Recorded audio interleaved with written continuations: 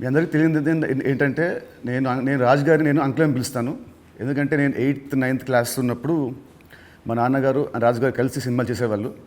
అలా తీసిన సినిమా తొలి ప్రేమ. సో అప్పుడు సినిమా రిలీజ్ అయిన ఫస్ట్ డే హిట్ తర్వాత మా అందరము ట్రైన్లో వెళ్ళాము తిరుపతి. అప్పుడు అక్కడ మా ఇద్దరు కొంచెం బాండ్ ఏర్పడింది. ఆ తర్వాత వచ్చాక నేను కాలేజ్ బంక్ కొట్టినప్పుడల్లా నేను ఇలాగే దొరికిపోతుండేవాడిని. ఒక ఇన్సిడెంట్ ఇంకా నాకు బాగా గుర్తుంది. సంజయ్ థియేటర్ బయట రోడ్లో మీరు ఇటు సైడ్ వస్తున్నారు కార్లో, నేను ఇటు సైడ్ ఒక బైక్లో వెళ్తున్నాను. సినిమాలో ఒక హీరో హీరోయిన్ చూసినట్టు లుక్స్, అంత బిజీ రోడ్లో ట్రాఫిక్లో మీరు నన్ను చూడడం, నేను మిమ్మల్ని చూడడము చూసి నేను భయపడిపోయి మీకు కాల్ చేసి అంకుల్ ఇంట్లో చెప్పకుండా చెప్పడము, థ్యాంక్ యూ మీ ఇంట్లో చెప్పలేదు, మీరు చెప్పుంటే అప్పుడు నాకు పగిలిపోయి ఉండేది. సో అది మా ఇద్దరి మధ్య ఉండే బంధం. సో ఆ తర్వాత కలిసి నేను హీరో అయ్యాను, తను ప్రొడ్యూసర్ అయ్యాడు. అండ్ అంకుల్ ఫస్ట్ మీ ఇండస్ట్రీకి వచ్చింది నాకు గుర్తున్నంత వరకు మీరు హీరో అవుదాం వచ్చారంట, కరెక్టా కాదా? ఒక సినిమా స్టార్ట్ కూడా అయింది, మధ్యలో అయిపోయింది. ఇది కరెక్టా ఫాల్సా? కాదు, ఫాల్స్. పక్క ఫాల్స్. ఓకే, మీ ఫస్ట్ సినిమా దిల్. ఆ సినిమా స్టార్ట్ ఎలా అయిందంటే అప్పటికి ఆది ఇంకా రిలీజ్ అవ్వలేదు, జయం రిలీజ్ అవ్వలేదు. వినాయక్ గారిని మా నాన్నని హోటల్లో కూర్చోబెట్టి ఎప్పుడు సినిమా రిలీజ్ కంటే ముందే మీరు దాన్ని లాక్ చేశారు. అసలు మీ నమ్మకం ఏంటి, మీ ధైర్యం ఏంటి? రిలీజ్ కాకముందే అప్పటికి ఆది మూవీ రిలీజ్ అయింది, నీ జయం రిలీజ్ కాదు. అప్పటికి ఆది రిలీజ్ అయ్యి వినయ్ నేను బేగంపేట సైడ్ వెళ్తున్నాము, నీ జయం పోస్టర్స్ ఉన్నాయి. ఓకే. సో జయం పోస్టర్ చూసి నాకు ఎవరి కుర్రాడు భలే ఉన్నాడంటే మా సుధాకర్ రెడ్డి కొడుకు జయం సినిమాతో లాంచ్ అవుతుండే, భలే ఉన్నాడన్నా, నీ సినిమా అయినతో చేద్దామా అన్నాడు. వై నాట్, ఇమ్మీడియట్లీ నేను డాడీకి ఫోన్ చేసి ఆ మీటింగ్, నీ జయం రిలీజ్ కాకంటే ముందే మీటింగ్ చేసాము. సో దిల్తో మీ పేరు దిల్ రాజుగా అయింది. సో మీ ఫీలింగ్ ఏంటి? వినాయక్ గారు మేము మీకు ఇచ్చాం మా పేరు, లేదంటే మీ డబ్బులు పెట్టి మీరు మా హిట్ ఇచ్చారు కాబట్టి సొంత పేరు మీరు పెట్టుకున్నారా? అంటే జనాలు ఇచ్చారు అది. పోతే నీకు గుర్తుందో లేదో, ఆ దిల్ టైటిల్ మన దగ్గర లేకుంటే దిల్ పెడదామని నితిన్ అడిగినప్పుడు బూరుపల్లి శివరామకృష్ణ గారి దగ్గర ఆ టైటిల్ ఉంది. నేను వెళ్ళి అడిగి ఆ టైటిల్ తీసుకొచ్చాను, మాకు ఈ సినిమా బాగుంటుందండి అని. So thanks to Burupalli Sivaramakrishna గారు, ఆ టైటిల్ ఇవ్వడం వల్ల అది దిల్ రాజు అనేది బ్రాండ్ అయిపోయింది, ట్యాగ్ అయిపోయింది. సో ఇప్పుడు మీరు ఎస్విసితో పాటు లార్వేన్ ఏ company, Dil Raju productions, Dil Raju dreams, ఇలా మీ బయోపిక్ తగ్గట్టు కంటెంట్ని బాగా గట్టిగా చేస్తున్నారు. So next Dil Raju directs అని చూడొచ్చా? లేదు. ఎందుకు? ప్రస్తుతానికి లేదు. సినిమా మీకు కెమెరా తెలుసు, మీకు నాలెడ్జ్ ఉంది, ఎడిటింగ్ తెలుసు, అన్నీ తెలుసు, మీకు ఎందుకు తీయట్లేదు? సో నాకు డైరెక్షన్ చెయ్యాలని ఎప్పుడు ఆలోచన రాలేదు. యాక్చువల్ వివి వినాయక్ ఆ బొమ్మరిల్ అయిన తర్వాత నాకు సజెస్ట్ చేశాడు, అన్న నువ్వు డైరెక్షన్ చేసేయగలుగుతావు, చెయ్యు అని. లేదు వినయ్ అని, లేదు నేను చెప్తున్నా కదా విను, విబి రాజేంద్ర ప్రసాద్ గారు లేక నువ్వు డైరెక్షన్ చేయగలుగుతావు, నువ్వు చెయ్యు అని. బట్ ఎప్పుడు ఆ సైడ్ నాకు డైరెక్షన్ చేయాలని ఆలోచన కలగలేదు. సో మీ బయోపిక్ తీసే ఇప్పుడు మీకు ఏమైనా ప్లాన్స్ ఉన్నాయా? ఎప్పుడన్నా ఆఫ్టర్ 5 years 10 years? నా బయోపిక్ నేను తీయలేను కదా, ఎవరైనా తీస్తారేమో. సరే, ఎవరు తీస్తే దాంట్లో అంత ఉంటుందా, ఆ కంటెంట్ ఉంటుందా? డెఫినెట్గా. అంటే ఇట్స్ బిగ్ జర్నీ కదా నాది. ఇప్పుడు ఫిలిం ఇండస్ట్రీ 94 వచ్చాను, 94కి వచ్చిన తర్వాత ఇప్పుడు ఆల్మోస్ట్ 30 years ప్లస్. ఎన్నో అప్ అండ్ డౌన్ చూశాను, ఎన్నో అన్నీ చూసుకుంటూ వచ్చాను. సో బయోపిక్ చేస్తే దానికి ఏ హీరో అయితే బాగుంటుంది? బట్ నాకు బాగా ఫేస్ మ్యాచ్ అయ్యేది నువ్వు ఒకటే. చాలా మంది అంటారు నితిన్ మీ బ్రదర్ అని. సో రాజుగారి బయోపిక్లో హీరోగా నేనే, ఇది ఫిక్స్ అయిపోయింది. ఇప్పుడు ఇవాళే ఈయన ప్రొడక్షన్ డైరెక్షన్ చూద్దాము, నేను హీరోని. సో ఇందాక మీరు చెప్పారు కదా అప్స్ అండ్ డౌన్స్ అన్నారు కాబట్టి ఆ క్వశ్చన్ అడుగుతాను. ఇండస్ట్రీలో చాలా చూస్తే తెలుసు నాకు, బట్ మేజర్గా నాకు గుర్తుండి నేను ఇండస్ట్రీ వచ్చినప్పటి నుంచి మొన్న సంక్రాంతికి ఒక సినిమా మీ ఫ్యాన్స్కి చాలా లాస్ అయింది. నెక్స్ట్ సినిమా ఇమ్మీడియట్ 3 days గ్యాప్లో అది మళ్ళీ అది వెళ్ళిపోయింది. ఈ మధ్యలో ఈ 3 రోజుల్లో మీ థాట్ ఏంటి? నెక్స్ట్ సినిమా కూడా అది కూడా పోతే అప్పుడు పరిస్థితి ఏంటి? మీ మైండ్లో రన్ అయిన మీ ఫీలింగ్ ఏంటి?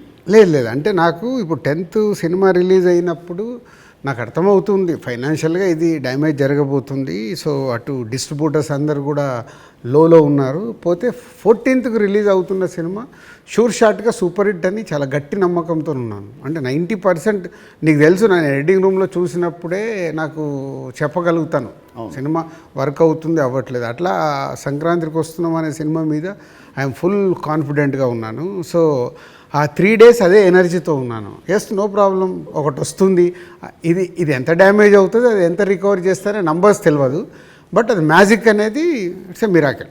బట్ ఆ పీరియడ్లో యూఆర్ కాన్ఫిడెంట్ మళ్ళీ ఇది అయిపోయింది మళ్ళీ నేను అంటే ఒక సినిమా రిలీజ్ ముందు నాకు మేబీ నా 6th సెన్స్ కావచ్చు, చూస్తున్న కంటెంట్ వల్ల కావచ్చు, చెప్పగలుగుతాను 90% మిస్ అవ్వను. సో దిల్ చేయడం వల్ల మీరు దిల్ రాజు అయ్యారు. బట్ నా దృష్టిలో మీరు బిల్ రాజు. ఎందుకు చెప్తాను. యాక్చువల్లీ చాలామంది ఆడియన్స్ కూడా చెప్పాలి ఇది.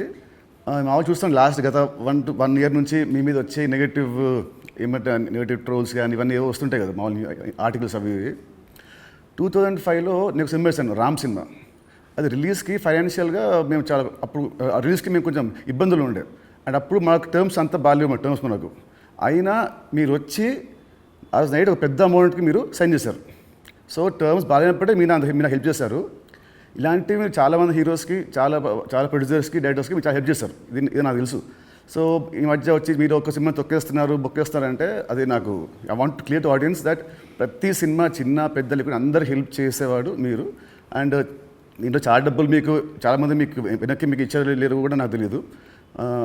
బట్ ఈ హెల్ప్ చేసిన ఇంతమంది మీరు కష్టాల్లో ఉన్నప్పుడు వీళ్ళు కూడా మీకు తిరిగి హెల్ప్ చేస్తారని అనుకుంటున్నారా? అంటే బేసిక్గా నా లైఫ్ స్టార్ట్ అయింది ఎక్కడ అంటే నితిన్, నా కాస్ట్యూమ్ కృష్ణ గారికి నేను చాలా స్టోరీలో చెప్పాను. అరుంధతి అనే సినిమా 36 lakhs కొంటే 2 lakhs నేను రిలీజ్ రోజు కట్టలేదు. తర్వాత తీసుకెళ్ళి ఆయన ఫోన్లు ఎత్తకుంటూ కూడా నేను పట్టుకొని వెళ్ళి 2 lakhs ఇచ్చి వచ్చాను. తర్వాత వారు నాకు పిలిచి పెళ్లి పందిరి చేసే వరకు వదిలిపెట్టలేదు.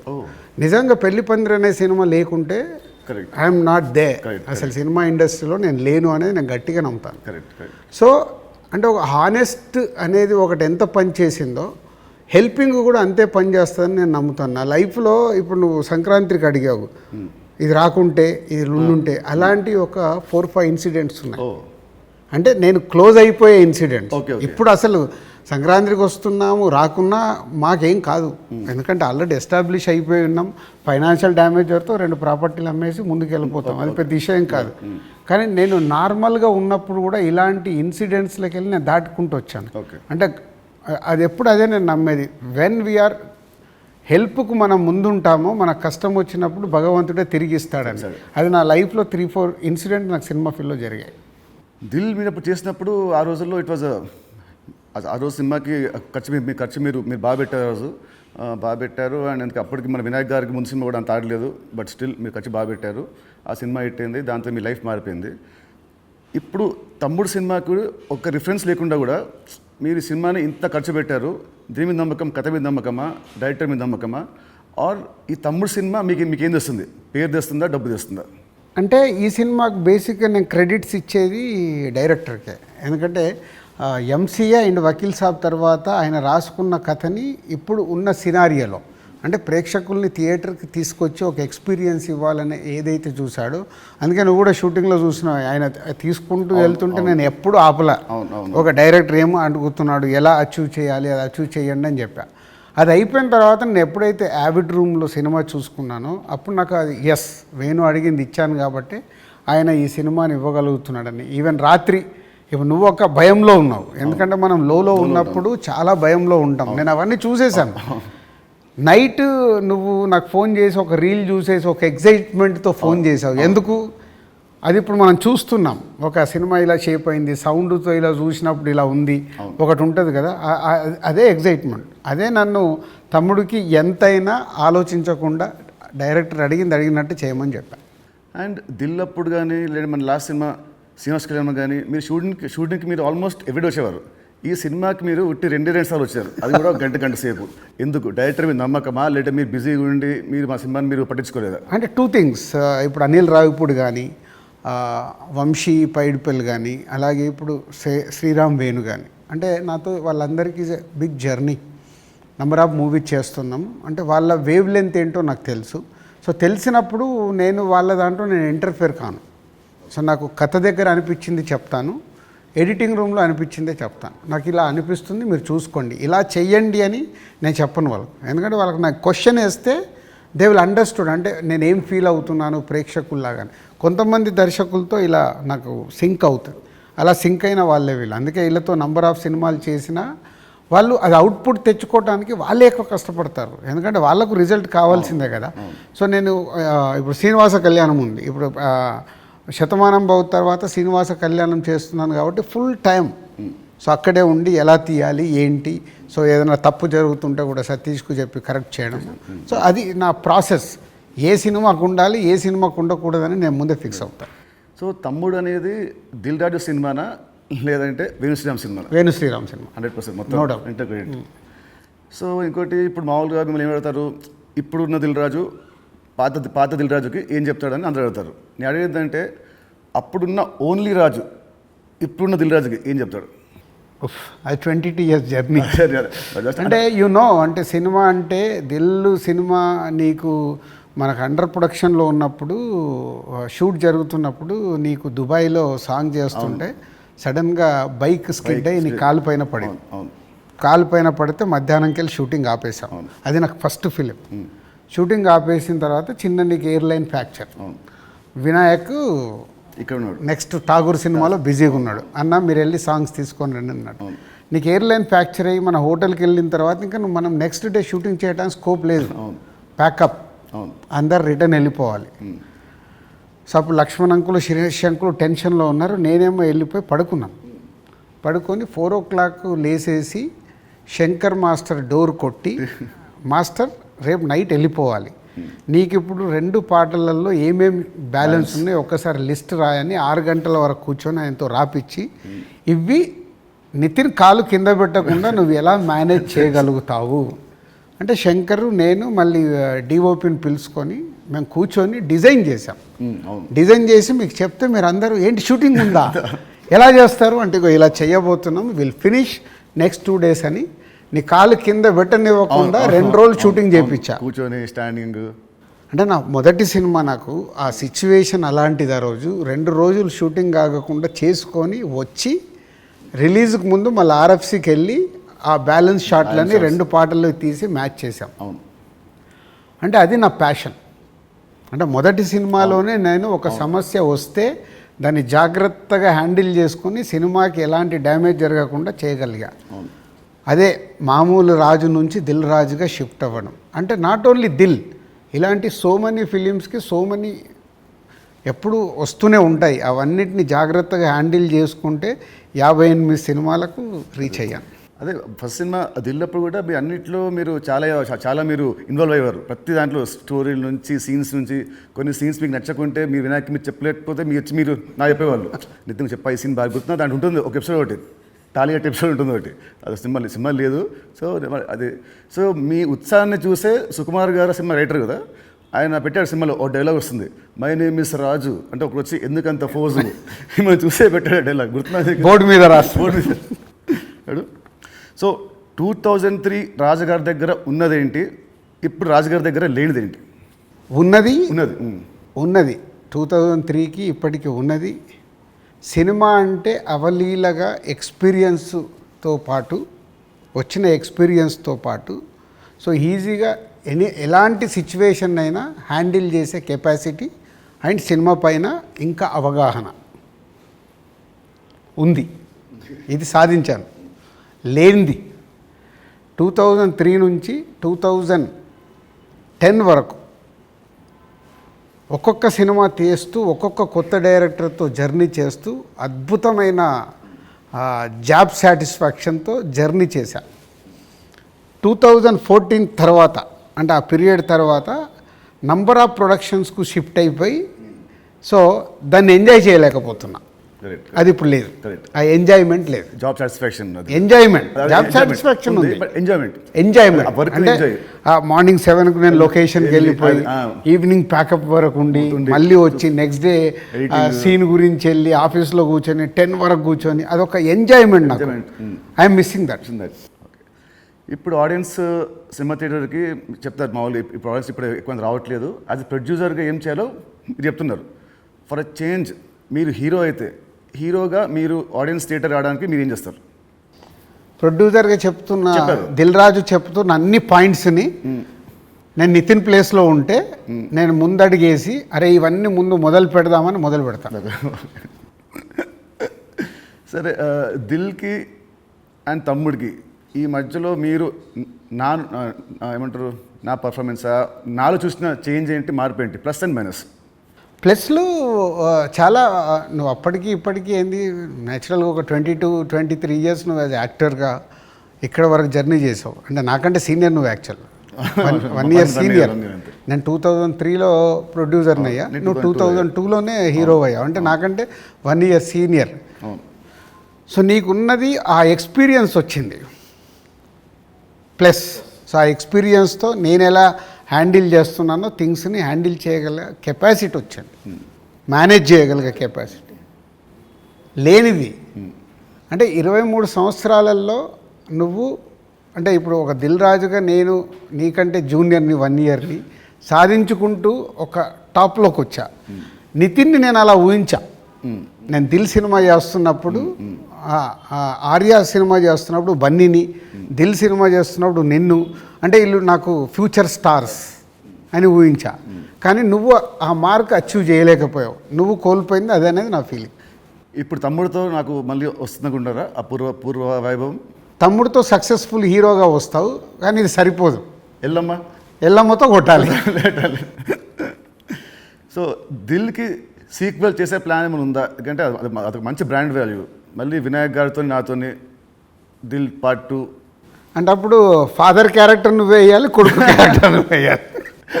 ఉంది కదా, ఇలాగ సినిమాలో ఉంది కదా, ఇచ్చాం కదా మనం లీడ్. కరెక్ట్, సినిమాలో మనకు లీడ్ ఉంది, మన సినిమా లీడ్ ఉంటుంది. అది వేసుకొని లాస్ట్ సీన్ అదే ఉంటుంది, ప్రకాష్ రాజ్ గారిది ఫోటో మీదకి వెళ్ళి రివీల్ చేస్తే అలా చేయాలి. అప్పుడు 1 word ఆన్సర్స్ కావాలి. 1 word or 2 words మీ ఇష్టం. 1-2 words ఆన్సర్స్. మీకు చెప్తాను కొన్ని పేరు వినగానే మీకు వచ్చే ఫస్ట్ మీ థాట్స్. పవన్ కళ్యాణ్ గారు is my star. Mahesh Babu గారు. మహేష్ గారు మా ఇద్దరికి ఒక తెలువని అండర్లింక్ ఉంటుంది. ప్రభాస్ గారు ఈజ్ మై డార్లింగ్. ఎన్టీఆర్ గారు. మై నాన్న. నాన్న అని పిలుస్తాను నేను. ఓ అదేంటి ఆ లింక్ ఏంటి? అది అప్పుడు తారక్తో డిస్ట్రిబ్యూటర్గా ఉన్నప్పుడు క్లోజ్నెస్ ఉండి బృందావనం చేస్తున్నప్పుడు అప్పటికి కొడాలి నానిగారు వీళ్ళందరూ తారక్తో ఉండేవాళ్ళు. వాళ్ళందరూ నాన్న నాన్న అని పిలిస్తే నాకు అది ముద్దుగా అనిపించేది. అంటే నాకు ఈ అవకాశం ఉంది కదా అని అప్పటి నుంచి నేను కంటిన్యూ. తారక్ నన్ను అన్న అంటాడు, నేను నాన్న అంటాడు. బాగుంది. చరణ్ గారు. His megastar son. సో ఒక సినిమా అంటే ప్యాషన్గా మెగాస్టార్ సన్ అయినా ఎదుగుతూ వచ్చిన is a star hero. Allu Arjun గారు. Bunny is my brother. Next Sirish Reddy గారు.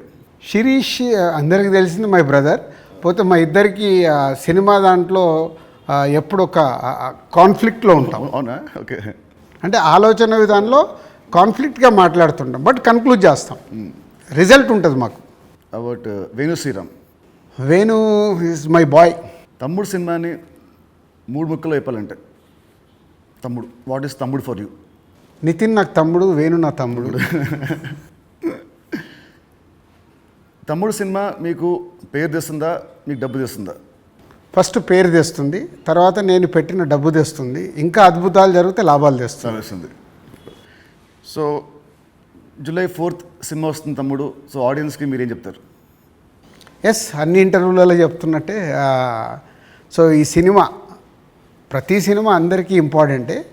ఈ సినిమా వేణు శ్రీరామ్, సో ఎంసీఏ వకీల్ సాబ్ తర్వాత బెస్ట్ సినిమా, ఆడియన్స్కి ఒక ఎక్స్పీరియన్స్ సినిమా ఇవ్వాలని చాలా కష్టపడి అవుట్పుట్ ఒక రేపు ఎక్స్పీరియన్స్ ఇవ్వబోతున్నాడు అవుట్పుట్తో.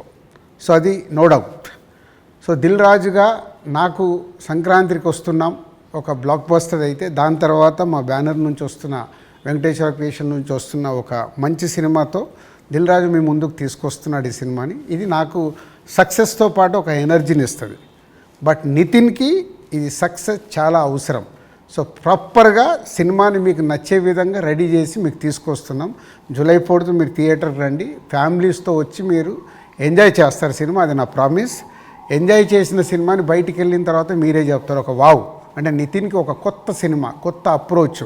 ట్రైలర్ కంటే ముందు తమ్ముడు వేరు, ట్రైలర్ వచ్చిన తర్వాత నితిన్తో ఇలా తీశారు ఆ సినిమా అన్నారు. అది ఫస్ట్ పాయింట్. అలాగే తమ్ముడు అని టైటిల్ పెట్టుకొని ఏ సర్టిఫికేట్ తీసుకున్న దిల్ రాజు. సో ఇది సెకండ్ పాయింట్. అంటే థియేటర్ ఎక్స్పీరియన్స్ కోసం కాంప్రమైజ్ అవ్వకుండా ఏ సర్టిఫికేట్ కూడా తీసుకున్నాము. యూఏ సెన్సార్ వాళ్ళు కొంచెం లెంత్ తగ్గించుకొని యూఏ తీసుకోండి అన్న కానీ ఏ సర్టిఫికేట్ తీసుకోవడానికి థియేటర్లో ఎక్స్పీరియన్స్ మిస్ అవ్వకూడదు. ఏదైతే డైరెక్టర్ అనుకున్నాడో, నితిన్ ద్వారా ఏదైతే మీకు అందివ్వాలనుకున్నాడో, నితిన్ చుట్టూ ఒక 5 ఉమెన్ని పెట్టి ఒక కాన్సెప్ట్ ఫిలింగా 80% ఆఫ్ ద ఫిలిం మీకు ఫారెస్ట్లో ఉంటుంది. ఇది 24 అవర్స్లో జరిగే కథ. ఒక ఎక్స్పీరియన్స్ మట్టుకు డెఫినెట్గా ఈ సినిమాతో పొందుతారు. Please come and watch in theatres from July 4th. తమ్ముడు సినిమా ఉంది. తమ్ముడు సినిమా రిలీజ్ కాకముందే మీరు నాకు ఎల్లమ్మ అనే ఒక కథ వినిపించారు. మామూలు ఇండస్ట్రీలో ఉంటుంది, ఈ సినిమా హిట్ అయితే నెక్స్ట్ సినిమా చేస్తాము అని ఉంటుంది. మీకు ఏంటి మళ్ళీ మీ మైండ్ సెట్ ఈ సినిమా రిజల్ట్తో సంబంధం లేకుండా నాతో నెక్స్ట్ సినిమా చేస్తున్నారు, ఇమీడియట్ సినిమా? సేమ్ నాకు సుబ్రహ్మణ్యం ఫర్ సేల్ జరుగుతుంది తేజుతో. అనిల్ రావిపూడి పటాస్ రిలీజ్ అయింది. పిలిచి అనిల్ని సినిమా చేస్తా అన్నప్పుడు సుబ్రహ్మణ్యం ఫర్ సేల్లో ఒక సాంగ్ చూపించి ఈ హీరోతో సినిమా చేద్దామని చెప్పా. అప్పటికే పిల్ల నువ్వు లేని జీవితం చేశాం గీత వాళ్ళతో కలిపి. సో సుబ్రహ్మణ్యం ఫర్ సేల్ సినిమా హిట్ అవ్వబోతుందని నాకు అర్థమైంది. నాకు అర్థమై వైనాట్ అంటే పటాస్ పెద్ద హిట్ అయింది. సుబ్రహ్మణ్యం ఫర్ సేల్ హిట్ అయినప్పుడు వాళ్ళిద్దరు కలిస్తే సుప్రీం అయింది.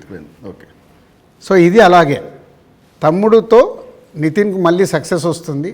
బలగంతో ఆల్రెడీ వేణు సక్సెస్ కొట్టాడు. వీళ్ళిద్దరు కలిస్తే ఎల్లమ్మ అద్భుతంగా ఉంటుందని నా విజన్. ఓకే, మీ విజయం మనస్ఫూర్తిగా అవ్వాలని కోరుకుంటున్నాను. Thank you uncle, thank you so much. Thank you.